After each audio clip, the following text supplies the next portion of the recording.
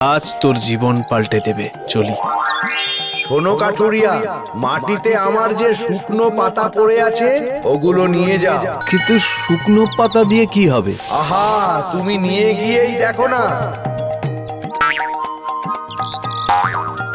কাঠুরে শুকনো কয়েকটা পাতা তুলে ঘরে ফিরে যায়।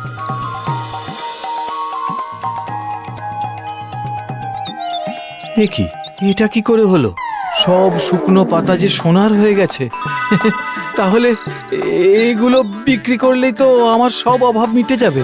ঠিক ঠিক, এই জন্যই গাছ বলেছিল। চিন্তা করো না কাঠুরিয়া ভাই, আমি তোমার সব কষ্ট দূর করে দেব। কাঠুরে আর এক মুহূর্ত দেরি না করে সেই সোনার পাতা নিয়ে সোনার দোকানে চলে যায়।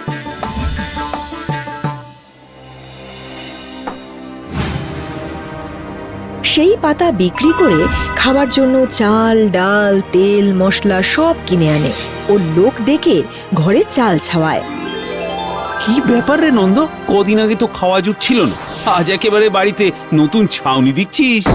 হ্যাঁ জীবন দাদা, মানে ওই যেটুকু পয়সা জমেছিল তাই দিয়ে। তাই নাকি? না, কিছু তো একটা ব্যাপার আছেই। তুমি কালই আমার দোকানে গেছিলে এই সোনার পাতা বিক্রি করতে।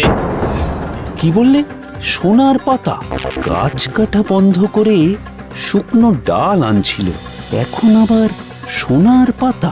এই আমার প্রথমেই সন্দেহ হয়েছিল, কিন্তু আমি যদিও মুখে কিছু বলিনি।